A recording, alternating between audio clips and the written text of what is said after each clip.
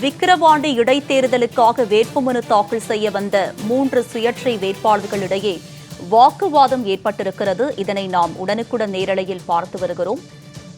வேட்புமனு தாக்கல் செய்வது தொடர்பாக அவர்களிடையே வாக்குவாதமானது ஏற்பட்டிருக்கிறது. இதனை நாம் உடனுக்குடன் நேரலையில் பார்த்து வருகிறோம். விக்கிரவாண்டி இடைத்தேர்தலுக்காக வேட்புமனு தாக்கல் செய்வது தொடர்பாக அவர்களுக்கிடையே வாக்குவாதம் ஏற்பட்டு வருகிறது. இதனை நாம் உடனுக்குடன் நேரலையில் பார்த்து வருகிறோம். வருவாய் வட்டாட்சியர் அலுவலகத்தில் வேட்புமனு தாக்கல் செய்ய வந்த சுயேட்சை வேட்பாளர்களிடையே வாக்குவாதம் ஏற்பட்டதால் அங்கு பெரும் பரபரப்பு ஏற்பட்டுள்ளது.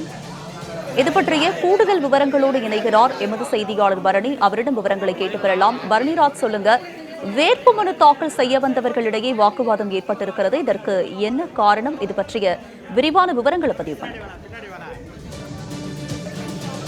விழுப்புரம் மாவட்டம் விக்கிரவாண்டி தொகுதி சட்டமன்ற உறுப்பினராக பதவி வகித்து வந்த திமுகவை சேர்ந்த புகழேந்தி உடல்நலக்குறைவு காரணமாக கடந்த ஏப்ரல் மாதம் காலமானதை தொடர்ந்து காலியாக இருந்து வந்த விக்கிரவாண்டி தொகுதி சட்டமன்ற உறுப்பினர் பதவிக்கான இடைத்தேர்தல் அடுத்த மாதம் 10ஆம் தேதி நடைபெறும் என தேர்தல் ஆணையம் அறிவித்துள்ளது.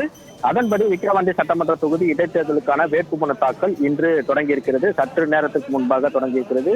விக்கிரவாண்டியில் உள்ள வருவாய் வட்டாட்சியர் அலுவலகத்தில் தேர்தல் நடத்தும் அலுவலரான சந்திரசேகர் என்பவரிடம் வேட்புமனுக்களை தாக்கல் செய்யலாம் என அறிவிக்கப்பட்டிருக்கிறது. இன்று முதல் வரும் 21ஆம் தேதி வரை வேட்புமனுக்களை தாக்கல் செய்ய கால அவகாசம் அளிக்கப்பட்டுள்ளது. இதனிடையே வேட்புமனு தாக்கல் செய்யும் இடமான விக்கிரவாண்டி வருவாய் வட்டாட்சியர் அலுவலகத்திலிருந்து 100 மீட்டர் தூரத்துக்கு முன்பாக தடுப்புகளை அமைத்து போலீசார் தீவிர பாதுகாப்பு பணியில் ஈடுபட்டு வருகின்றனர். இந்நிலையில் வேட்புமனுவை தாக்கல் செய்ய 3 சுயேட்சை வேட்பாளர்கள் வந்திருந்தனர். வேட்புமனு தாக்கல் செய்ய வந்த 3 சுயேட்சை வேட்பாளர்களிடையே யார் முதலில் வேட்புமனுவை தாக்கல் செய்வது என்பது தொடர்பாக வருவாய்த்துறை அதிகாரிகளிடமும் போலீசாரிடமும் கடும் வாக்குவாதத்தில் ஈடுபட்டனர். தான் முதலில் வந்தேன் என கூறி 3 சுயேட்சை வேட்பாளர்களும் ஒரு சேர வாக்குவாதத்தில் ஈடுபட்டனர். இதனால் பரபரப்பு ஏற்பட்டிருக்கிறது. இதனால் வேட்புமனு தாக்கல் தொடங்கி ஒரு சில நிமிடங்கள் காலதாமதம் ஏற்பட்டிருக்கிறது. இதன் பிறகு 3 சுயேட்சை வேட்பாளர்களையும் போலீசார் சமாதானம் செய்தனர்.